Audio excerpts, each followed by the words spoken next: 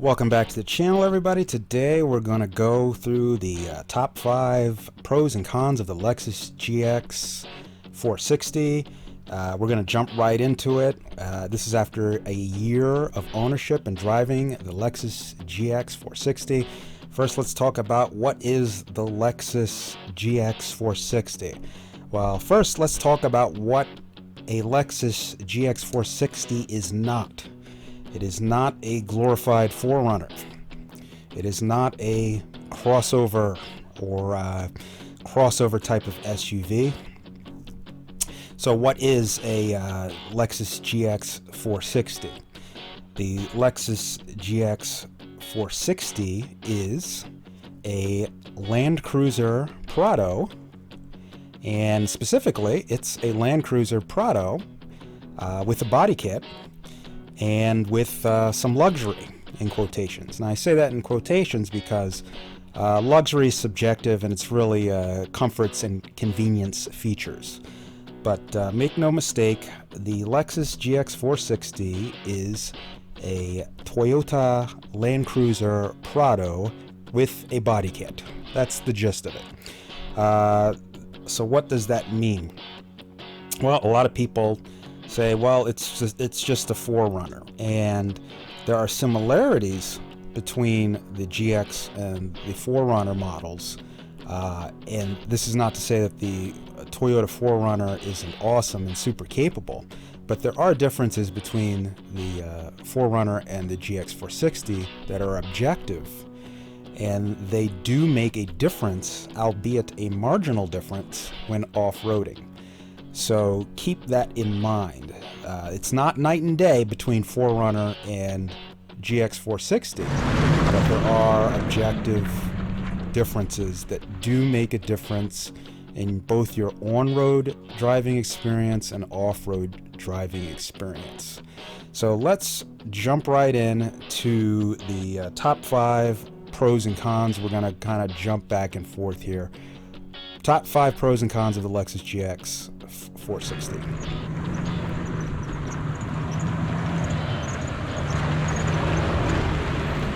Okay, the first pro is that the GX460 never gets stuck. It simply will not get stuck. We have tried all sorts of stupid ways to get this thing stuck, and the only way to get it stuck is to high center it. And this is driver error. That's the fault of the stupid driver, which would be me. And we managed to high center it twice. And that's no fault of the GX. That's just the ground clearance and, again, driver error. Outside of the high center scenario, driver error scenario, we haven't managed to find a way to actually get the GX460 stuck in any sort of terrain. It's always managed to get out of any off-road situation within reason, and we've pushed it hard over the last year of ownership, and there has been no situation where the tires spun or we lost traction and we're just sitting there spinning. If it has at least one wheel on the ground, it will get traction and it will get you out of the situation. This is a testament to some of the standard GX systems, such as ATRAC in particular. But we'll get more into that later. But pro number 1 is it never gets stuck. All right, pro number 2 would be that it has full-time 4-wheel drive. So the Lexus GX460 comes with full-time 4-wheel drive, and that is essentially a system where all 4 wheels are moving at the same time, always. It's not a slip and grip system like modern all-wheel drive systems. It's a true all the time, all 4 wheels moving, whether you're on or off-road. Now, again, this is one of those differences between other vehicles, 4Runner, Jeep, Wrangler, etc. It's one of those marginal differences that doesn't make it night and day, but it's that extra level of comfort and convenience and safety, because you never have to worry about putting the four-wheel drive system on. If you're on road in a slippery condition, a rainy condition, a snowing condition, or just varying conditions, you always have the peace of mind that all four wheels are moving at all times. The system doesn't need to wait to lose grip in order for it to slip and make traction again. It's always on. That's why Toyota calls it full-time, to differentiate between other supposed all-wheel drive systems, which are truly slip and grip reactive systems, which, while those systems react relatively instantaneous, they still have a reaction time. And the Toyota system is different in that it has a center differential, and so it has a third differential, which again splits the torque throughout all four wheels, and this system is always engaged. So this is a something that you may not even think you need or want until you try it. On road, you feel it. It's not just an off-road thing, because you're essentially driving with all four wheels when you're on road, going around turns. In every driving situation, you've got all four wheels going, and the feel of that, and the safety of that, and the confidence-inspiring nature of that is real. It's objective, and it can't be understated. So again, this is not to say that other vehicles can't do this, blah, blah, blah. It's just saying this is one of those marginal but objective differences between the GX and similar models. The third pro of the GX460 would be the phenomenal ATRAC system. Now, this ATRAC system stands for Active Traction Control, and it is found in many other Toyota models, including the 4Runner. It comes standard again on the GX. It has to be optioned on 4Runner models. And again, this is one of those marginal but objective differences between the 4Runner lineup and the GX lineup. The ATRAC comes standard. There's no button to push. It engages automatically. And what ATRAC essentially is a brake locking differential.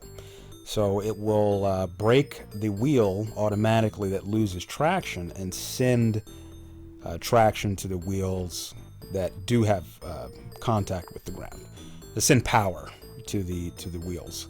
So it essentially acts like a locking differential, both front and rear. Now, this is a subject of controversy, but the system works. We've tested it substantially, and we've three-wheeled, two-wheeled, and one-wheeled the GX460 in many off-road conditions, and the ATRAC system simply works.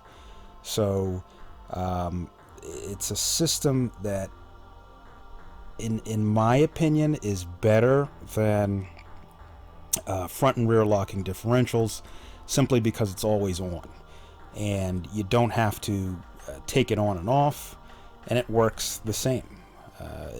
There's no forward momentum lost, even though it is technically a reactive system. In other words, the computer, the ATRAC system, needs to sense that a wheel is spinning. It happens so lightning fast and reacts so fast that it is essentially an instantaneous system. I don't know in a articulate way to explain it other than it works. And it works really, really good. The proof is in the videos. Check out this channel if you want to see the GX on three wheels and the ATRAC system in action. It will get you out of every situation. It's never let us down. We were never left with a wheel spinning. It will find the traction and get you out of the situation. I believe Toyota and Lexus chose to put the ATRAC system on their quote-unquote high-end or flagship off-road models due to its ability to work. It just works. That's the best thing that I can say. And the ATRAC is just an excellent system. I can't say enough good things about it. It's so automatic in its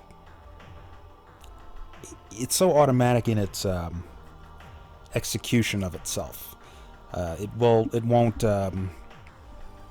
it's not like the people mistake it sometimes for older traction systems, which had to brake and then react, and there was long reaction time, and it just didn't quite work. Or they'll mistake it with vehicle stability control, which cuts the gas to the engine in order to keep the car on a level course. In other words, to keep it from skidding out one way or the other. This is different from that. ATRAC is a system that knows when the wheels are slipping and immediately sends the power to the wheels that aren't slipping. And it does this in such a fabulous way. And I haven't seen a test yet where ATRAC simply does not work.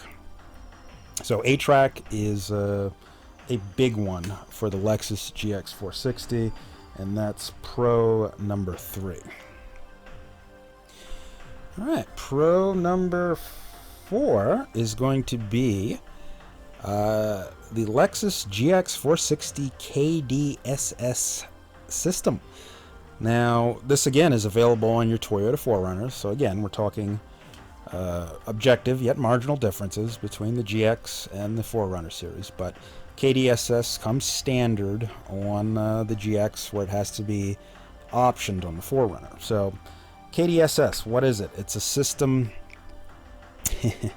it's another awesome system like ATRAC, and the gist of it is it makes your truck handle like a car on road automatically, and it makes it handle like a truck off-road automatically. And how it does this is by disconnecting the sway bar hydraulically, both the front and rear sway bar. So it allows for full articulation off-road and full sway bar on-road. When you look at the GX460, it has one of the thickest front and rear sway bars, if not the thickest on any truck made today. And that means it has very little body roll when it's on road. But obviously that's a disadvantage off-road, where you want the wheels to articulate. And the KDSS system will do this automatically by hydraulically disconnecting one of the end links on either the front or rear or both, allowing for full articulation. People online and on YouTube have measured the articulation of the KDSS GX versus a standard 4Runner or even a TRD off-road 4Runner, and there's more articulation on the KDSS system.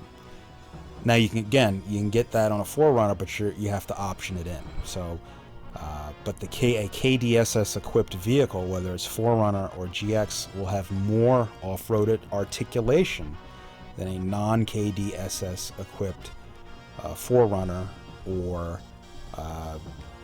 other vehicle that doesn't have a similar system. So, bottom line is you're getting Miata-like handling on road, not really, but close, as close as you're going to get in a 6,000 pound vehicle. So you're getting this tight, no body roll handling on road, and you're getting full maximum articulation off road. So you're getting the best of both worlds.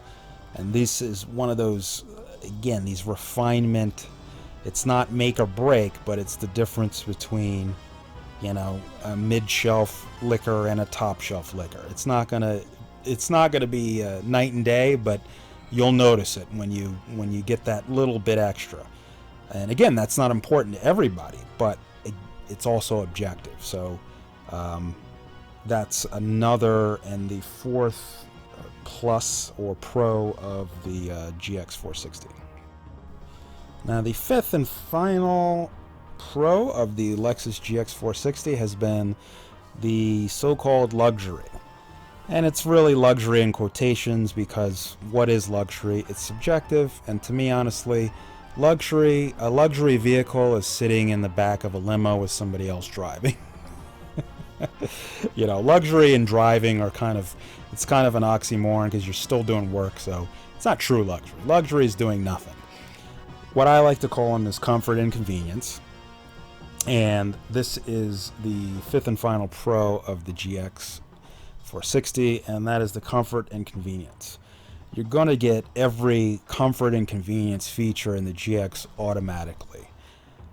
You're going to get the nice Mark Levinson stereo. You're going to get the leather. You're going to get the power fold-in mirrors. You're going to get a sunroof. You're going to get a third row seat. You're going to get ventilated seats. You're going to get the radar cruise and what have you.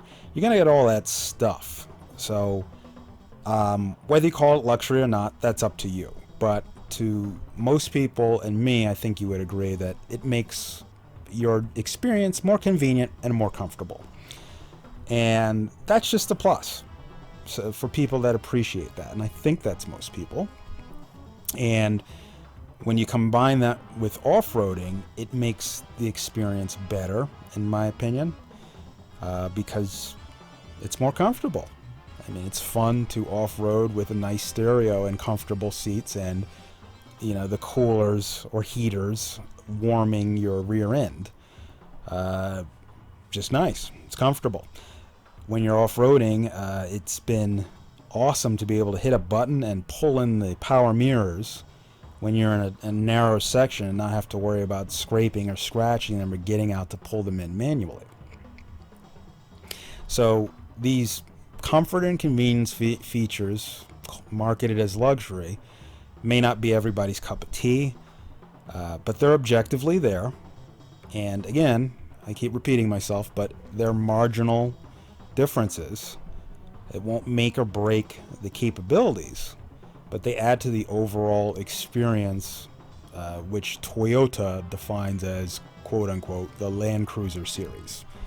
So comfort and convenience features will be the fifth and final pro. Now let's move on to the cons, top 5 cons of the GX. So the GX is not a perfect vehicle by any means, and in a year of ownership and experience with the GX, these are the top 5 cons. The first con shall be the hood latch. The hood latch sheared right off. There's one standard hood latch on the GX460, and after about 9 months of heavy off-road use, it sheared right off. So the latch itself didn't break. The striker to the latch broke. So the latch is the part on the bottom with the springs that you manipulate, you know, with your hands when you need to open it. And the striker is the non-moving part that's attached to the hood itself. That thing broke right off. And that was disappointing because it's such a rugged vehicle. For the hood to shear right off due to the rugged conditions it was driven in is a flaw, in my opinion. Now we went ahead and fixed this problem, or at least hopefully fixed it, by adding in 2 more aftermarket hood latches, quick latches, to basically spread the hood load over 3 points. Now you may not think this is interesting, but if you notice, and this is interesting, if you check out the videos and images of the new Lexus NX, you'll notice that Lexus, from the factory now, puts 3 hood latches on that vehicle. Yes, not one, like a normal car, 3 hood latches. So that's suspicious. That leads me to believe that Lexus knows that there is a potential hood latch issue on many new Lexus models, or at least of the previous quote-unquote predator mouth generation of Lexus. You know, the Lexus is with the big ugly mouth, of which the GX belongs to. So maybe it lets in too much air and the hood bounces up and down. Who knows? The bottom line is the hood latch does break on the GX, and that's a big con because it could fly up, be a safety issue. Thankfully for us, it happened at slow speed and it wasn't a safety issue. But it is very peculiar to see the new NX with 3 hood latches, 3 strikers and 3 spring-loaded latches. Also, they added spring tensioners on the new NX instead of the normal rubber bumper tensioners. So basically, these spring tensioners keep upward tension on the hood to keep it from bouncing and to absorb some of the shock. So Lexus with the NX really quote-unquote over-engineered the new NX with these 3 hood latches and 2 new spring tensioners on the system. So I think they know something was amiss with the GX, and we're the proof of it, because our hood latch just snapped right off. So that's going to be the first con, the hood latch snapping off. Alright, second con is going to be one that everybody probably already guessed. And that's the miles per gallon, the MPGs. The gas mileage is horrible. Now, everybody who gets a GX knows this going in. It's got a big V8, you know it's going to get poor gas mileage. So, what am I complaining about? Well, it's fair. It's fair to say, you know, everybody knows what they're getting into when they get into a big V8. But it's still a downside, and it's a little bit of a gripe. You know, you can't fault Lexus because they don't hide the fact that it's a gas-guzzling V8. However, I will argue that for this platform, an off-roading platform, where most people who do take it off-road are going to be driving relatively slow, that the big V8 engine is not needed. This is where the next generation of Land Cruisers is going to have twin turbocharged engines, or some sort of turbocharged 4-cylinder or 6-cylinder engine, in order to improve the miles per gallon. This is Lexus's way of fixing this problem, and I think it's a good solution, simply because, you know, I don't buy this car to come to a stop sign and then hit the gas and accelerate. It's not a sports car, it's a truck. You know, I buy it to go off-road, to go places in slow motion, where all that power is frankly not needed. I do understand that there's a power-to-weight ratio, and it's a heavy vehicle, and that extra power in the V8 engine helps move it. But I could do without the on-road acceleration in return for miles per gallon when off-roading, because the greatest joy, in my opinion, from these type of vehicles is off-roading them. And you want to get good gas mileage off-roading because you're focused on having fun. You don't care about anything else, and you're going slow. And going slow and good gas mileage should go together. We instinctively know that. So it's a bit of a bummer when you're going slow and you get back on the road and then you get horrible gas mileage, and you're not really getting much out of it other than the ability to zoom past someone in your V8 engine and hear the roar, which is great. And you know, not knocking anybody who likes that. That's awesome. But I think there's ways to do it more efficiently, and Toyota and Lexus obviously feel the same way. That's why they're ditching the V8 engine for new turbo models in the next generations of Land Cruisers, and they will get more power and better gas mileage. So this is a con that Lexus is going to fix, already has fixed in the new Land Cruiser, which is brought over here in America as the Lexus LX600, and the new GX will presumably have a turbocharged V6 as well, and the new 4Runner will have a turbocharged 4-cylinder as well. So these things, I think, are going to be awesome improvements, but for the current generation GX, it remains a con. The next con, which is the third con, is going to be the Lexus GX460 body kit. Now, I said in the beginning of the video that the Lexus GX460 is a Land Cruiser Prado with the body kit, and that is true.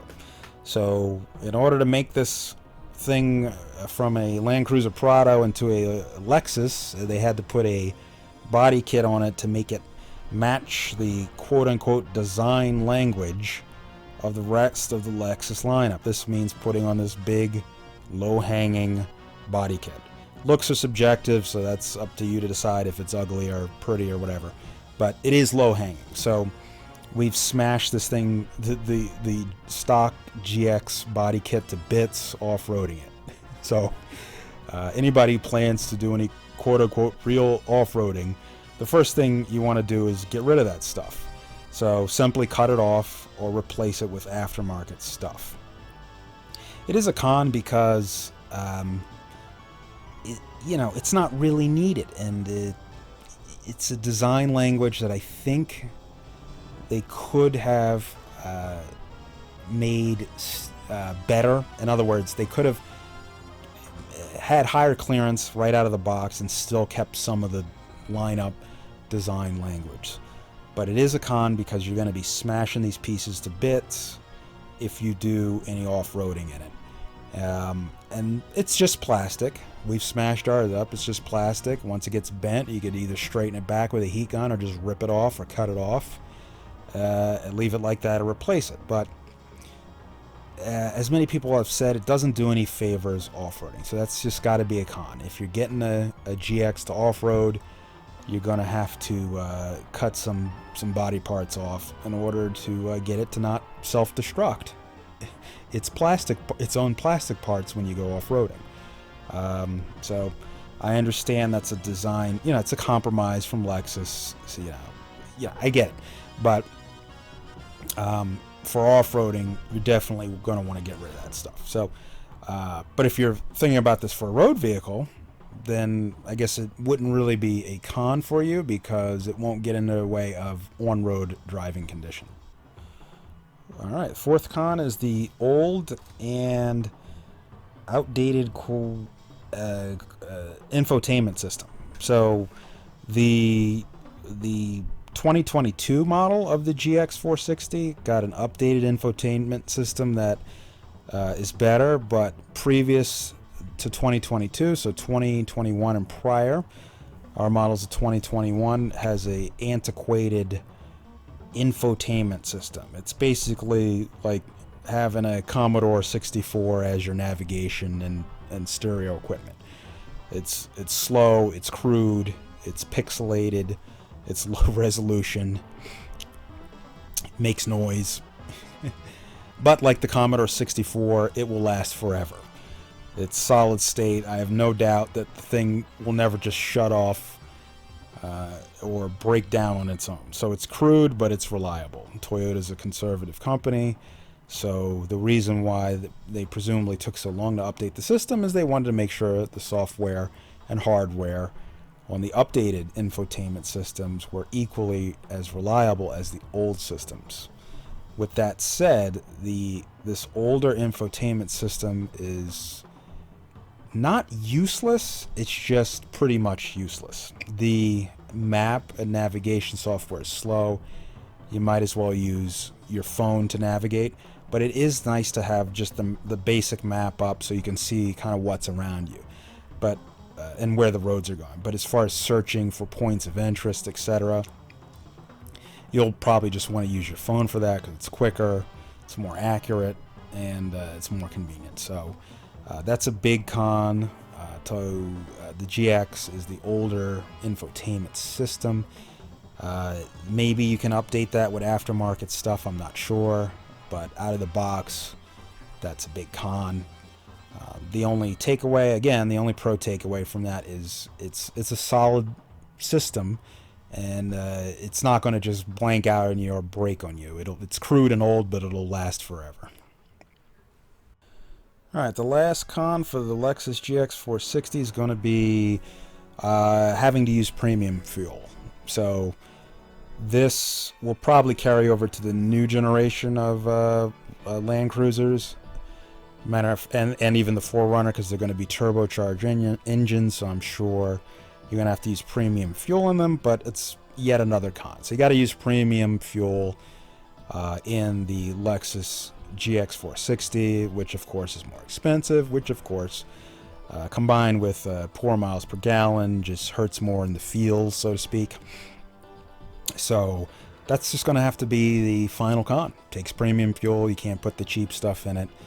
It's a good idea to put that stuff in there. It will run on regular fuel, but it will only do so by essentially reducing the ignition timing, which is not the best way to do things. So it's always advisable to use the premium fuel, which is going to cost you more. So that's the final con, having to use premium fuel.